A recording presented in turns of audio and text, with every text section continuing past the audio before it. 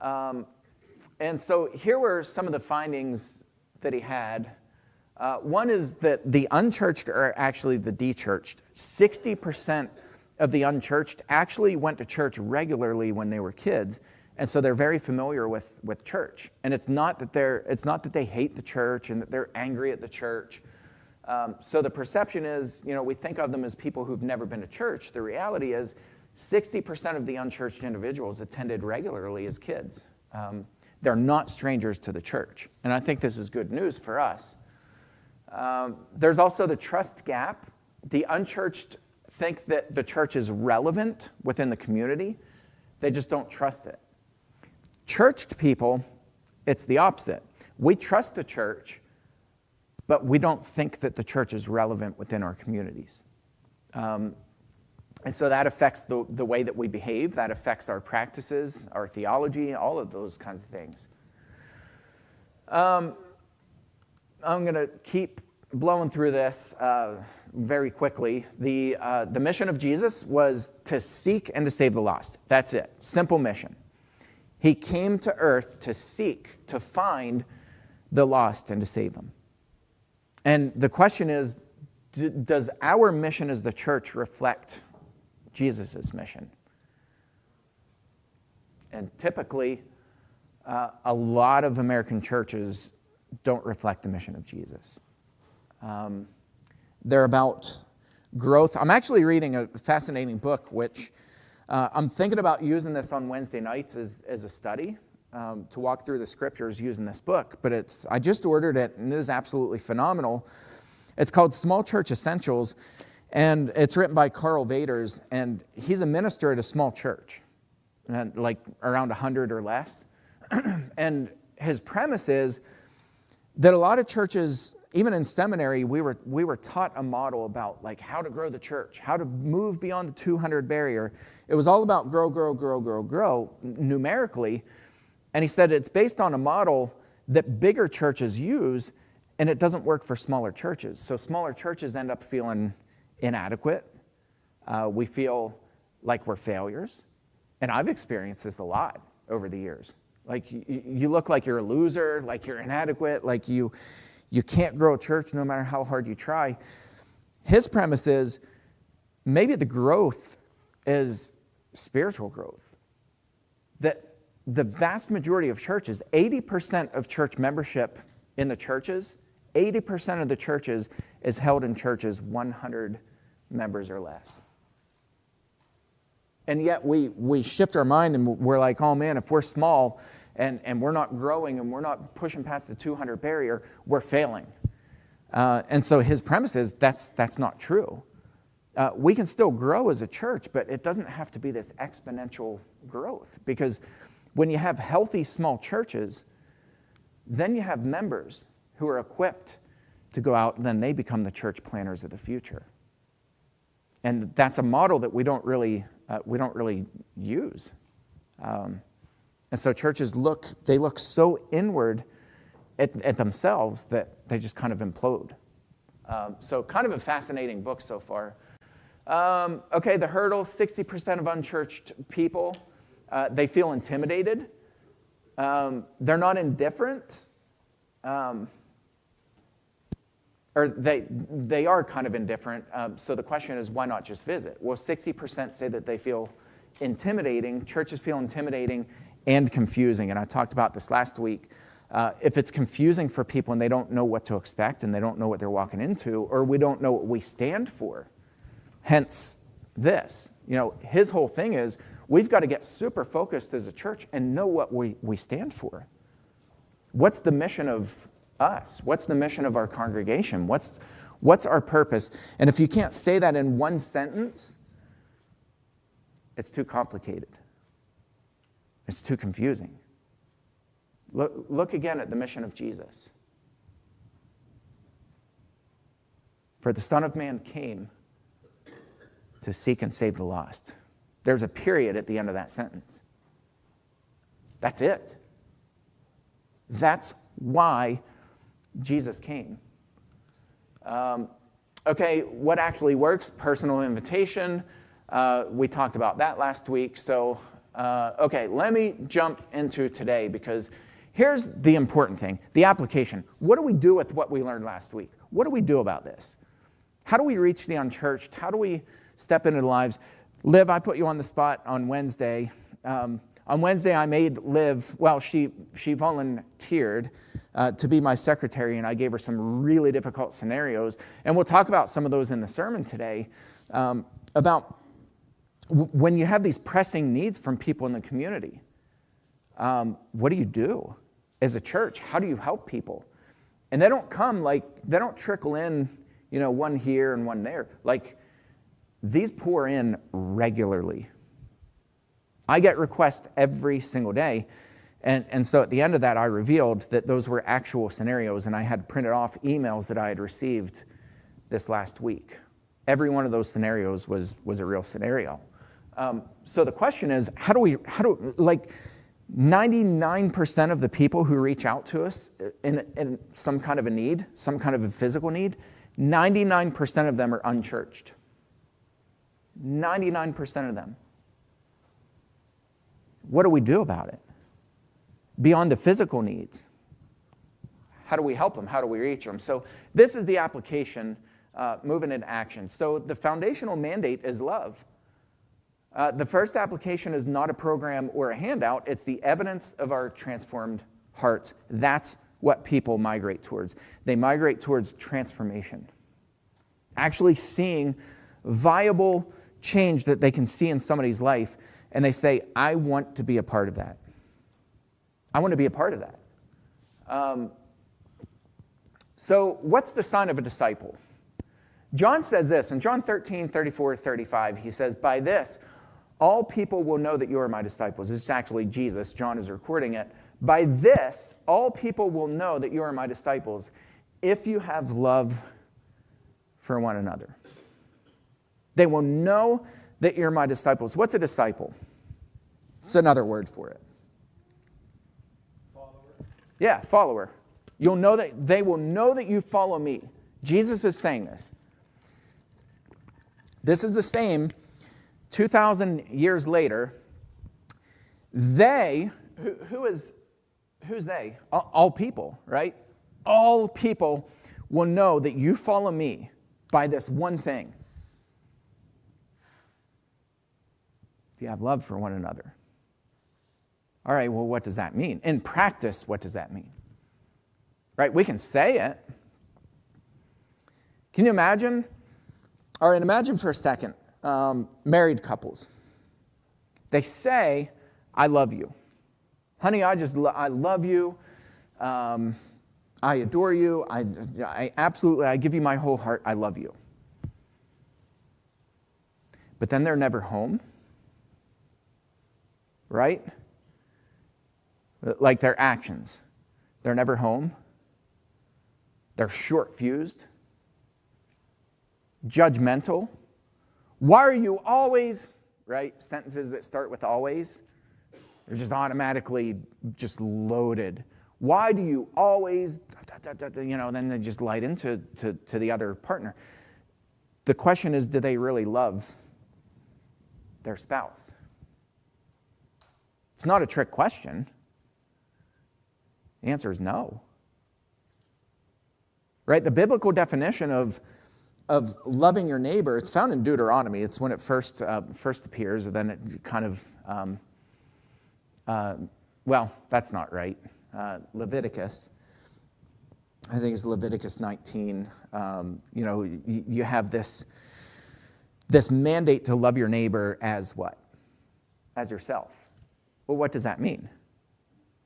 How do we love ourselves? If you really love yourself, what are some of the evidences of that?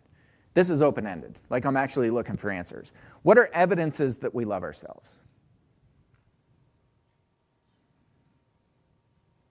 What's it mean to love yourself? Take care of yourself. Yeah, take care of yourself. In what ways? Feed, clothe. Yeah, you don't starve yourself. You feed yourself. You clothe yourself. You wake up in the morning. You discipline yourself. Right? It's that self-discipline, motivation, get out of bed, show up to work, What else? What are other things? How do we know? What evidence is there? Do you ever look at somebody and you're like, they don't love themselves? You ever see that? What are evidences that people don't love themselves? Never happy. There's always a problem with someone or something. Just never happy. What else? How about self-destructive lifestyles?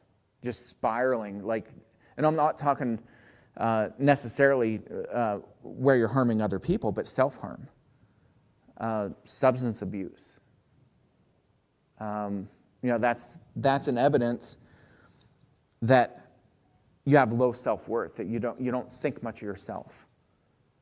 A lot of people, you'll hear them say, "I deserve this." There are people I've sat with people literally dying of diseases, and you know what they'll say? "I deserve this and worse." Can you imagine saying that about somebody else? And the thing is, if you don't love yourself, you can't love somebody else. And so that's why this biblical mandate is so important. By this, all people will know that you are my disciples if you have love for one another. To love one another, you have to love yourself. So bridging this trust gap, we know that unchurched people, they think the church is relevant, but they just don't trust it. How do we bridge that gap? Well, we got to be the kindest. The kindest what? Well, the kindest people in the room, the kindest people around, the kindest person in that person's life. The world trusts authenticity, not perfection. A lot of churches want to be perfect. How do I know this? Because I consulted with churches for well over a decade, a lot of them. And almost always, when caught up in some kind of an abuse scandal, the churches would migrate towards cover-up. Well, we can't let people know this is going on because that'll look bad. It'll look bad for the church. It'll look bad for Jesus. I'm like, what do you think it's going to look like when you're actively covering it up? A lot worse. So, people, they're not looking for perfection. They know that people mess up. Unchurched people are not looking for perfection. They're looking for authenticity. Are these people real? When I walk in the door, Jacob's talked about this before, I know. Does the terminology shift? Do we use these and thous? And, there are certain things that we do that's very churchy that's foreign to other people. And we don't realize we're doing it. It's not like we do it we do it, intentionally. But a lot of times we do things that people walk in and they're like, what did I just walk into? Singing. I read a couple blogs from unchurched people, and they were like, and these were truly unchurched people. They were like, why is it that I'm just hanging out with somebody, right? I'm talking to them, we're having coffee, and then I walk in the church and it's like everybody just starts singing. That was so foreign to them, and they didn't know why. And that's just something that we just take for granted as Christians. We just assume that everybody knows when you come in, well, of course, we're all going to sing, and we're going to, And so there are a lot of things like this in the church that we do that's very foreign to people. They want authenticity. They want to know that when they come in, you're the same person. When we sat and had coffee, you're the same person when I walk in that door. And I've heard that from so many people, and I've read so many things that people who've walked away from the church have said. As soon as I stepped over that threshold, the people who I thought I knew became different people. It's like they were putting on a show. Out in life, they're just raw and they're real, and they're not afraid to talk about their imperfections. But we come inside, and it's like they just start pretending. It's like they dress different, they talk different, the feel is different. People are looking for authenticity. We got to be selfless. Our actions have to clearly communicate that we care for their needs over our own time, agenda, or comfort. When you sit down with somebody, do they feel like you and them are the only two people in the room? Right? Are they the most important person sitting in front of you? Or is there some kind of underlying agenda? Because a lot of times and again, we don't do this intentionally, but when we bring people in, we have an underlying agenda, and we might not even know what that is. But it's like, is it to get them like one step closer to being a Christian? Right? If that's not done authentically, they're going to smell that 60 miles away. Or are we truly wanting to be friends with them? Are we truly wanting to have conversations with them and listen to them and share ideas with them? There's a difference. We've got to be unified. Internal disagreements and divisions destroy external credibility, making our message seem weak. I want to look at 1 Corinthians 1:10 really quickly. 1 Corinthians 1:10, it says, I appeal to you, brothers, by the name of our Lord Jesus Christ, that all of you agree, and that there be no divisions among you, but that you be united in the same mind and the same judgment. And Paul goes on, and he's addressing very specific problems in Corinth, and they were fighting like mad dogs. I mean, they were just at each other's throats, and it was just pure chaos. And so Paul addresses that later on, and it was over spiritual gifts of all things. Like, hey, we want the gift of speaking in tongues, and why does brother so-and-so have speaking in tongues, and I want speaking in tongues, and Paul's like, enough. So he addresses all of that throughout the book of Corinthians, but then 1 Corinthians, then he comes back, and he's like, you know what, in chapter 13, what's he say? What's his conclusion of all of this? If I have faith that can move mountains, but have not love, I'm nothing. And then he just goes on and on. Like, you guys have to love each other. And that's that, you know it when you walk into a home. Have any of you walked into a home where it's just like, you can't wait to crawl, you want to crawl through the wall to get out of that house?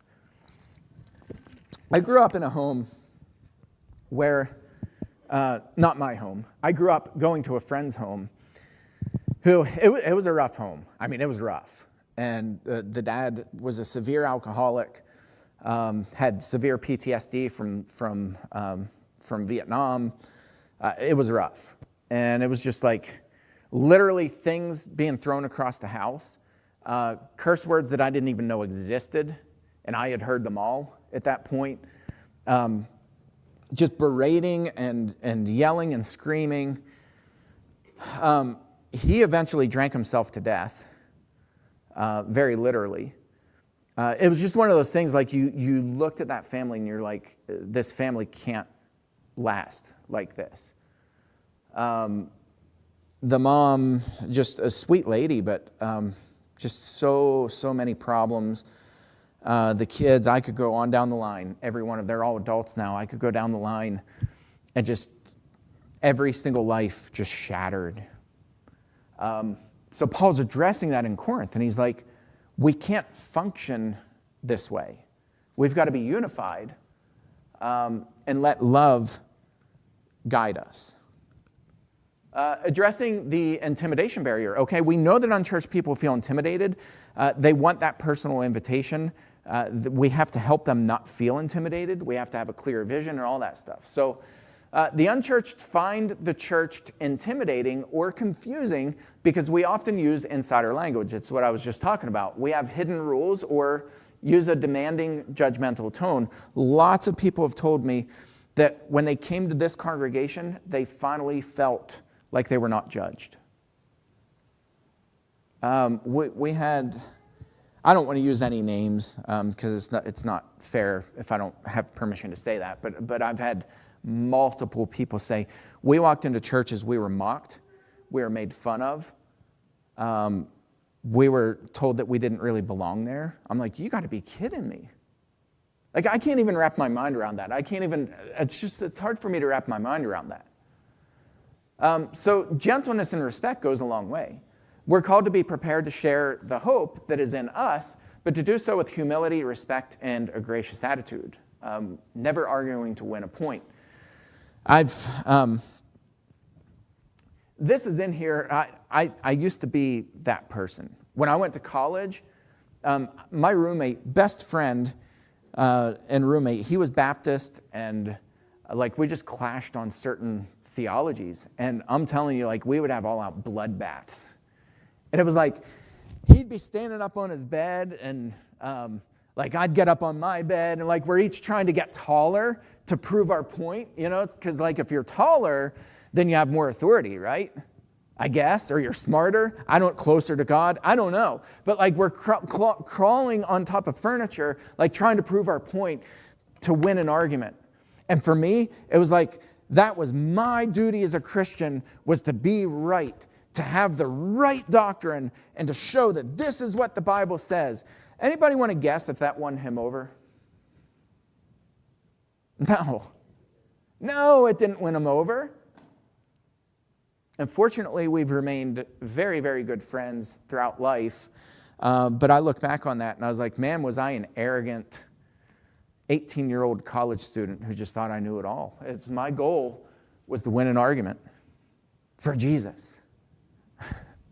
Doesn't work. Don't do it.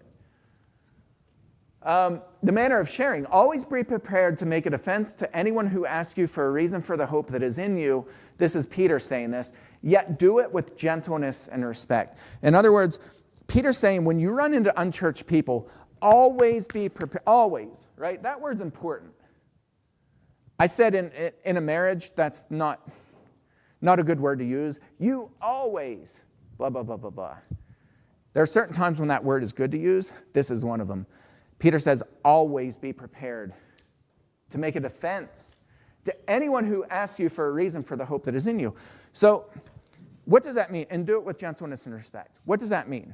Somebody asks you, what's the reason for the hope that you have? Why are you a Christian? What are some of your answers? Are we ready? Are we prepared to answer this? What's the answer? We've been Christians for a long, long time. Are we ready to give an answer? Somebody says, why are you a Christian? Sell me on it. You have my attention. What's so great about being a Christian? What benefits do I have that I don't already have? My life's pretty comfortable. Right? They're telling you that. And they're 99% of the time, they're not wrong. My life is comfortable. Sell me on Jesus. What are you going to tell them? Anyone brave enough to take this shot? Stacy. I think that's one of the fears, though, because as you said, always be prepared. Xander, do you want to bring her a mic? Yeah. No, it's okay. And it's for the online people, Stacy. We're doing this for others. So as you were saying earlier about always being prepared to know the answer, or why we're doing this for Jesus, or why. Yeah. I think that's one of the biggest fears of why not to invite others or why not to talk to others, because there are some people out there that are extremely intelligent and book savvy, and they have that stuff, and then you're not necessarily prepared to give that answer back. Mm-hmm. And so then it's then you just look stupid in a way for the church, if you want to, per se. Yeah. So then why even do it? It's almost whether it's a guard or whether it is a defense of, if I don't know it, I'm just going to make it worse on the church, and it's going to be harder to bring that person in later. So I better just not say anything now. Yeah, fear of looking bad, and all of us have been caught up in those gotchas, right? Where somebody's yeah, tell me why you're a Christian. And they're trying to trip you up. They're trying, because they have all these things that they've already thought about. And trust me, unchurched people have already thought about all these things. Why do bad things happen to good people? Why did I lose my 6-month-old baby who died of cancer? Those are questions that I've had people ask me. I was a good person. I was somebody who, I did believe in God at one point. I prayed to God. I begged God not to take my kid away, and God still allowed my child to die. What good is there in that? So yeah, the fear of not answering, not being able or not being equipped to answer those questions, I think that's what cripples us. Here's something along the lines of what I would say. I would say, first of all, we tend to try to correct people who say things like that. They're like, oh, don't say anything bad about God. Sometimes people, they're not really looking for answers. They're looking for validation. They want to be heard. They want to know that their pain is validated and that somebody else actually feels their pain and hears their pain and understands their pain. So I would say something like this. The reason why I believe in God is because I desperately, desperately need him. If I didn't have God, I don't know where I would be, because I would say 8 days out of 7, I'm a hot mess, right? 8 days out of 7, I'm an idiot. 8 days out of 7, I fail. I mess up. I say things, think things, do things, comprehend things that I don't even know how my mind even went there. I disappoint people. I let people down.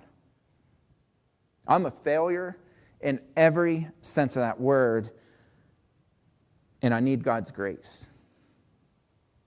And when Paul, in a lot of his letters, he constantly brings the Christians back to the foot of the cross. He's like, look, let me bring you back, and let me bring you to this spot. It's called Golgotha. Let me point you to the cross. Remember when Paul talks about, he talks like it was our theme for a whole year. He's like, I run the race and I want to get to that goal. That's all that matters in my life. Other places Paul says, I desired to know nothing when I was with you except what? Jesus Christ and him crucified. Nothing, and I mean nothing else, matters. Were it not for the cross, were it not for that blood that ran down the cross, were it not for God coming down in human form and showing us what it's like to suffer and to be humble and to love, were it not for that, I'd be lost or I'd be dead. And that's not an exaggeration. I'd be lost or I'd be dead. And that's why, church is not perfect. It is not a perfect place. And I never pitch church as this like rosy, wonderful place that you come in free from the worries of the world, and you come in and it's just this wonderful group of Christians, and we all get, we're all together and we all hold hands and sing hymns to Jesus. Like, I don't paint the church that way. I paint the church as like, hey, here's a group of imperfect sinners who are just like me. Thank God. Thank God that I have a place where I can come to, where I fit in, where I don't wear a collar, like the priestly collar. A lot of people, they see me and they're like, you don't look like a preacher. I'm like, what does that even mean? Well, you don't dress like a preacher. Like, I'm wearing sandals and, it's like, I'm like, I don't want to look like I'm above anybody else because I'm not. So, that's the reason for the hope that we have. So pillars of engagement: become relatable. Adopt Paul's mindset to meet people where they are. Paul says, I became all things to all people so that I might win some. Practice hospitality. Invitation is the key, but it's got to be followed by genuine welcome. It's not to get people in the door of the church and then we're gonna Christianize you. People are like, ew, this feels actually a little bit creepy. You invite people because you genuinely love that person and you want to welcome them and embrace them and you want them in your life. Cultivate humility. Do nothing from selfish ambition. Prioritize their well-being and growth above your own personal comfort, and that disarms cynicism. When people see that you're focused on them and not on yourself, all of a sudden that makes them feel welcome. We've got 100% focus on Christ's example. Count others more significant than yourselves. Paul says this several different times in several different places. Consider others better than yourselves. Be humble. He says this in the letter to Philippians. Act of hospitality. Let me ask you this question. When we invite somebody into our home for a dinner, how do we do that? Like, what's your process for doing that?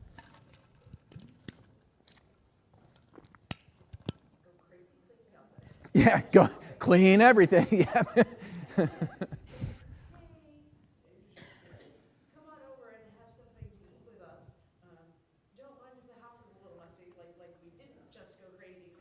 Yeah. Yeah, exactly. You go out of your way to clean up, and then you apologize after you clean up, and you're like, oh, I'm so sorry for the mess. And they're like, what are you talking about? Like, your house is spotless. When you invite somebody over, all of us do it. When we invite somebody into our home, that's your space. That shows them who you are. And it's not that we're pretending that we're clean when we're not. It's that we genuinely want them to feel comfortable and welcome. And I'm all for cleaning. Like, we all do it. We all do it. But it's not just about cleaning the house. It's about what questions do we ask them? Are you okay? Do you need anything? Do you want anything more? Do you want a drink? How can I serve you? To the point where they're like, all right, just bring it down a notch. But we're so welcoming. And we go out of our way. We go above and beyond every time somebody steps foot in our house, except the one time when you came over and you were like, hey, are you going to acknowledge me? Or something like that. Do you remember you came in? You were out in the yard and you walked in and I was like zoned out. You're like, hey, you going to talk to me or what? But, like, people come into our house and we go out of our way.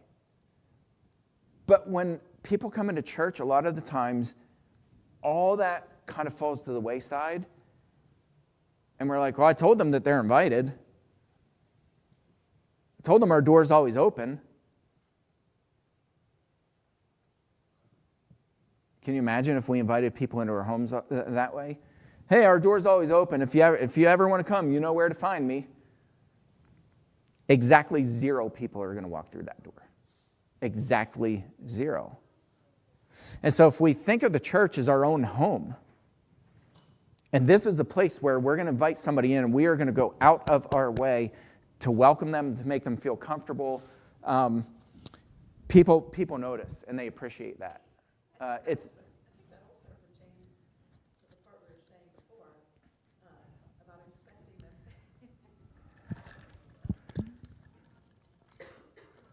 I think that also pertains to the part we were saying before about them not knowing what to expect or not understanding. Like, when they come into our home, we don't expect them to automatically know, oh, our dishes go in. We rinse our dishes and put them in the dishwasher. That's or right. We wash everything by hand. Or no, we tell them, okay, just leave it. We'll clean up afterwards. That's a great point. And we don't expect them to just jump in and know everything that's going on and get involved in all of our routines or how our home functions. Yeah. And yet, when they step in the church, we're like, okay, did you sign up for something yet? Did you get involved yet? Or Yeah, it's overwhelming. It's confusing. I have no idea what that even means. Yeah, that's right. Yeah, great point. I mean, we had somebody come in our home the other day and she's like untying her shoe, and they're like 50,000 laces, and I was like, you don't need to take your shoes off. Like, we have hard floors, and just walk in, And so it's one little thing that just shows somebody, hey, I feel welcome here. Like, I don't have to feel on edge, like I'm doing something wrong or I'm going to dirty their floor or whatever. Like, yeah, you go out of your way. And, when you do that in the church, when we practice active hospitality, it becomes so natural that people just know when they come in, they know, we know what to do, and everybody kind of has their own part, and, it just clicks. I talked about humility. Okay, I'm going to talk about this very, very quickly, and I know we're so hard up on the clock, but this 1 degree shift, instead of thinking about inviting somebody to church, now we should invite people to church, but instead of thinking about it in terms of that, commit to getting to know one unchurched person better this week. Actually get to know them, and pray for boldness, pray that a door opens, and do a follow-up. If somebody visits, pursue them with genuine, non-pressuring fellowship afterward. Let them know, hey, I loved seeing you here. What did you think? We're so afraid to ask that question because we're afraid of what they're going to say. Who cares? let the truth come out. Like, what was your experience like? How did you feel welcome? Did you feel like you would come back into my home, my home congregation? Yes. I think asking them, is there anything you didn't understand? Yeah. We just talked about how, Yeah. I haven't heard directly from anyone, but I've heard from outside, like the things that you read different places, that communion is very confusing to people. Like, I can imagine that if I've never heard of it and someone said, oh, we're going to drink the blood of, they're like, yeah, wait, what? Is this real blood? Yeah. And so, like, was there anything you didn't understand? Yeah, Is there that's anything, right. help you understand? Or, Yeah, and it doesn't take long. It doesn't take, a whole lot of time to do that, but just a quick follow-up. But I like that 1 degree shift thing, and it's, in an airplane, if you're off by 1 degree, and 1 degree is not very much. If you're off by 1 degree, for every 1 mile that you're off by 1 degree, you know how many feet it is? 93 feet you're missing your target. Yep. So 1 degree becomes, as you get out, it becomes extreme, hundreds of miles. And so this is saying shift just 1 degree, and where we get stuck in these ruts, you're going to be light years from that rut. You're no longer going to be stuck in that rut, in that way of thinking. And all it takes is just to shift your thinking 1 degree, just shift from, instead of just inviting somebody, be intentional about getting to know somebody and then invite them back. All right, we're way out of time. Thank you guys. Next week, the Campbells are going to be here. Rusty and Laura will be here. They'll both be presenting during class.